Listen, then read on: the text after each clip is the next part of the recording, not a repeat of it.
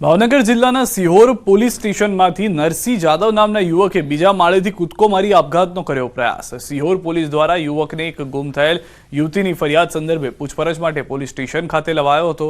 પૂછપરછ દરમિયાન આ યુવકને અચાનક લાગી આવતા સિહોર પોલીસ સ્ટેશનના બીજા માળેથી કૂદકો મારી આપઘાતનો પ્રયાસ કર્યો। આપઘાતનો પ્રયાસ કરનાર યુવક સિહોર તાલુકાનો હોવાનું સામે આવ્યું છે। યુવકને ભાવનગર સિવિલ હોસ્પિટલ ખાતે ખસેડવામાં આવ્યો હોવાની પણ જાણકારી મળી રહી છે। આ તરફ વડોદરાના એમએસ યુનિવર્સિટીના ફાર્મસીના પ્રથમ વર્ષમાં અભ્યાસ કરતી બાંગ્લાદેશી વિદ્યાર્થીનીએ ગળે ફાંસો ખાઈ જીવન ટૂંકાવ્યું। નર્મદા એપાર્ટમેન્ટ નવરંગ સિનેમા ખાતે રહેતી વિદ્યાર્થીનીએ અંતિમ પગલું કેમ ભર્યું તે અંગે પોલીસ તપાસ ચાલી રહી છે। સપ્ટેમ્બર મહિનામાં અભ્યાસ અર્થે બાંગ્લાદેશથી ભારત આવી હતી વિદ્યાર્થીની। પરીક્ષામાં હાજર નહીં રહેતા સહ વિદ્યાર્થીનીએ ભાળ મેળવવા રૂમ પર પહોંચતા ખુલાસો થયો। રૂમનો દરવાજો અંદરથી બંધ જણાતા દરવાજો તોડવો પડ્યો। વિદ્યાર્થીનીએ દુપટ્ટા વડે ગળે ફાંસો ખાધો હતો। પોલીસે તપાસ કરતા તેની પાસેથી સુસાઇડ નોટ મળી આવી। જો કે તેમાં કોઈના ઉપર આક્ષેપ કે દબાણનો ઉલ્લેખ નથી। યુનિવર્સિટીના ફાર્મસીના ફર્સ્ટ યરમાં અભ્યાસ કરતી હતી અને સપ્ટેમ્બરમાં તે બાંગ્લાદેશમાંથી ભારત આવેલ હતી અને એની એક્ઝામ આજે સવારે શરૂ થઈ હતી અને એક્ઝામમાં એ ગેરહાજર હતી। એની પાછળની જે યુવતી છે એ બી બાંગ્લાદેશી હતી, જેથી કરીને આ ગેરહાજર રહેલ હોય એણે પછી તપાસ કરેલ હતી અને એના બિલ્ડિંગ પર પહોંચતા ત્યાં તપાસ કરતા આ યુવતી છે મરણ ગયેલ હતી। તો ચાર અલગ અલગ દ્રશ્યો મેં આપણે બતાવી રહ્યા છે। એક ઘટના મહીસાગરની કે જ્યાં આગળ પિતાએ પોતાની પુત્રી માટે ન્યાય માટે પ્રયાસ કર્યા, ન મળતા તેઓએ આપઘાત કરવો પડ્યો। બીજી તરફ વિદ્યાર્થીનીને લાગી આવતા મહેસાણાની અંદર આપઘાતની ઘટના ઘટી છે। તો ભાવનગરમાં પૂછપરછ દરમિયાન આ આપઘાતની ઘટના ઘટી હોવાની જાણકારી છે કે જેમાં હાલમાં સારવાર હેઠળ છે યુવક। બીજી તરફ વડોદરાથી એમએસ યુનિવર્સિટીમાં જે રીતે હમણાં પોલીસ તરફથી પણ જાણ કરવામાં આવી, બાંગ્લાદેશથી આવી હતી યુવતી અને તે પહેલા વર્ષના અભ્યાસક્રમ અર્થે આવી હતી અને હાલમાં આપઘાતના સમાચાર તેના પણ પ્રાપ્ત થયા છે। સુરતથી સમાચાર, પોલીસ પર હુમલો કરનાર ઝડપાયો છે। પ્રેમી યુવકે તલવાર સાથે કર્યો હતો હુમલો। પલસાણા પોલીસ સ્ટાફે યુવકને ઝડપ્યો છે। બારસડી ગામમાં યુવતીને તેના પિતા યુવક સાથે સંબંધ રાખતા અટકાવતા પ્રેમી યુવક તલવાર સાથે ગામમાં દોડી આવી ગામ માથે ધર્યું હતું। ત્યારે પોલીસે વડોદરાના યુવક નિમેશ ગઢવીની ધરપકડ કરીને બરાબરની સરભરા કરી છે। નિમેશ મેઘવાળ ઉર્ફે ગઢવી તે જગ્યા ઉપર હાજર હતો અને જેમ તેમ ગાળું બોલતો હતો, જેથી તેમના અમારી જે પીસીઆરના અને જે આઉટપોસ્ટના માણસો છે એ જગ્યા ઉપર ગયેલ હતા, તેને સમજાવવાનો પ્રયાસ કરતા હતા। એ દરમિયાન ન સમજી અને અમારા જે હેડ કોન્સ્ટેબલ છે નિકેતભાઈ, તેમને માથાના ભાગે તલવાર મારી દેતા ઈજા થયેલ છે। રાધનપુર પૂર્વ જેલરના ઘરે ફાયરિંગનો મામલો। ધરપકડ કરાયેલા 5 આરોપીઓનું કઢાયું સરઘસ। પાટણ એલસીબીએ કરી હતી ધરપકડ। રાધનપુર પોલીસે ઘટનાનું કર્યું રિકન્સ્ટ્રક્શન। 11 ડિસેમ્બરના રાધનપુર રામદેવ ટાઉનશીપમાં પૂર્વ જેલર KL દેસાઈના ઘર પર બની હતી ફાયરિંગની ઘટના તેમજ તોડફોડની ઘટના। સમગ્ર ઘટના પૈસાની લેવડ દેવડ માટે બની હોવાની પ્રાથમિક જાણકારી।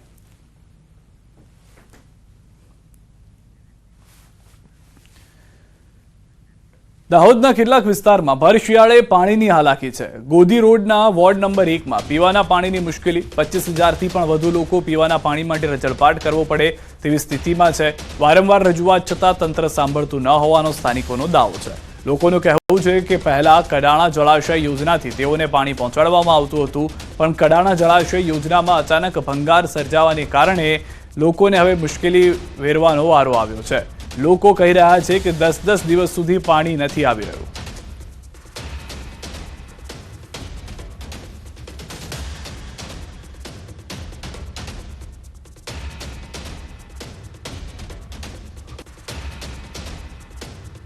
અમે ઉભા છીએ વસુંધરા પાર્ક સોસાયટી ગોધી રોડ પર અને અત્યારે અહીંયા જે ગૃહિણીઓ છે તેમજ પુરુષો પણ છે તેમની સાથે વાતચીત કરીશું। શું કહેશો માસી, કઈ પ્રકારની અત્યારે પાણીની સમસ્યા સર્જાઈ રહી છે? અમારે 2 વર્ષથી બહુ તકલીફ થાય છે પાણીની ને કરવેરો કાયમ લે છે તો પછી એ પ્રમાણે પાણીની પણ સગવડ હોવી જોઈએ ને એમ। બિલકુલ કહી શકાય કે ઘરવેરો ટાઈમ ટુ ટાઈમ આપવામાં આવે છે, તેમ છતાં પણ પાણી નથી આપવામાં આવતું। અન્ય એક માસી છે તેમની જોડે વાત કરીશું।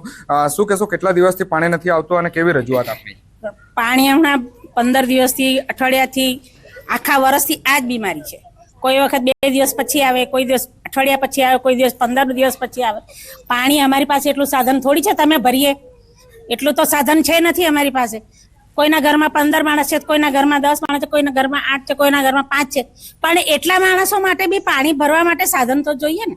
તમે 3 દિવસમાં 4 દિવસમાં અઠવાડિયામાં પાણી આલો છો તો તમે રોજ 1 કલાક આપો, 1 કલાક 1.5 કલાક 3-4 દિવસમાં 3-4 કલાક પાણી આપો. પાણી એમ જ વેફડાય છે. 3-4 કલાક આપો પાણી, પણ એટલું સાધન છે મારી પાસે ભરવાનું. તમે રોજના 1 કલાક 2 કલાક પાણી આલશો તો બી ચાલશે, 1 કલાક આલશો 1.5 કલાક આલશો તો બી ચાલશે, પણ રોજ પાણી આપો. મોટી મોટી સિટીઓમાં પાણી 1 કલાક રોજનું પાણી મળે છે, તો દાહોદમાં કેમ નહીં? બિલકુલ કહી શકાય કે જે ગૃહિણીઓમાં પણ ક્યાંક ને ક્યાંક પાણીને લઈને આક્રોશ જોવા મળે. આપણી સાથે અહીંના એક અન્ય મહિલાઓ છે. બેન, જો પાણી નહીં આવે તો કઈ પ્રકારની આપ સગવડ કરો છો? હવે આ પાણીનું કેવું કે જે વારાઓ છે 3 દિવસે વારો છે એ પ્રમાણે પાણી તો કોઈ દિવસ વારા પ્રમાણે આવતું જ નથી. 2 દિવસ પછી આવે, અઠવાડિયા પછી આવે. હમણાં અઠવાડિયા પછી પાણી આવ્યું, તો હવે અમારે પાણીનું શું કરવાનું? એમ આટલા બધા નાના છોકરાઓ હોય, નોકરી જવાનું હોય, છોકરાઓનું સ્કૂલ જવાનું હોય, બધું તો પાણી તો જોઈએ ને. એટલે પાણી તો આવતું જ નથી વારા પ્રમાણે. ટેન્કરો મંગાડીએ, ટેન્કરોમાં બી ગંદુ પાણી આવે છે. લોકો કહે છે કે અમે પાણી માટે વલખા મારીએ છીએ અને તેઓને રજૂઆત કરવા જઈએ છીએ ત્યારે કોઈ પણ રીતનો જવાબ આપવામાં આવતો નથી. મહિનામાં માત્ર 2 કે 3 દિવસ જ પાણી આપવામાં આવે છે. 10-10 દિવસ સુધી પાણી ન મળવાને કારણે પોતાના ખર્ચે ટેન્કર મંગાવી રહ્યા છે. ગૃહિણીઓ પણ ત્રસ્ત થઈ ચૂકી છે. અત્યારે જે પાણીની પરિસ્થિતિ છે કે બહુ દિવસે પાણી આવે છે, એમાં પ્રોબ્લેમ તો બધા જ ઘરના ગૃહિણીઓને થતા જ હોય, પણ સાથે સાથે મારી એક રિક્વેસ્ટ પણ છે કે પહેલા પાટા ડુંગરી જળાશયનું પાણી પણ આવતું હતું અને અત્યારે જે આવે છે ત્યાંનું પણ આવે છે, તો આ પાણીમાં વધારે પ્રોબ્લેમ થાય છે. પાટા ડુંગરીનું રેગ્યુલર આવતું હતું, તો તમે ફરી નવો સમ ચાલુ કરાવો અને આ લોકોની પાણીની સમસ્યા તમે દૂર કરો. બસ અમારી એટલી રિક્વેસ્ટ છે ગવર્મેન્ટને. રજૂઆત વારે ઘડીએ કરવામાં આવે છે. કડાણામાં મોટર બળી ગઈ કે કાયમ થાંભલા પડી જાય કે કઈ બી બાને 10-15 દિવસ નીકળી જ જાય છે. પહેલા પાટા ડુંગરીમાં આ પ્રોબ્લેમ નહોતો, પણ જ્યારથી કડાણાનું ચાલુ થયું ત્યાર પછી કાયમ લાઈન પડી જાય કે મોટરો બળી જાય, કાયમ આ જ કમ્પ્લેન રહે છે. 15-20 દિવસ સુધી પાણીના કોઈ ઠેકાણા પડતા નથી. તો આ મુદ્દે વોર્ડના કાઉન્સિલરે પણ આ સમસ્યા અંગે જણાવતા કહ્યું કે MGVCL અને પાણી પુરવઠા વચ્ચેના આંતરિક મુદ્દાને કારણે લોકોને હાલાકીનો સામનો કરવો પડી રહ્યો છે. વિસ્તારમાં કડાણાથી આવતી પાણીની જે સપ્લાય છે એ પાણી પુરવઠા બોર્ડ તરફથી દાહોદ નગરપાલિકાને મળે છે. દાહોદ નગરપાલિકા માત્ર લાભાર્થી છે. એનામાં એ લોકોની સમસ્યા અંદરની MGVCLનો વાંક કાઢે છે. પાણી પુરવઠા બોર્ડ કે છે અમને પાવર સપ્લાય પૂરો નથી મળતો એટલે અમે પાણી નથી આપી શકતા. આ લોકોએ રોજ 12 MLD પાણી દાહોદ નગરપાલિકાને આપવાનું હોય છે, એની જગ્યાએ 10-10 દિવસ થઈ જાય છે.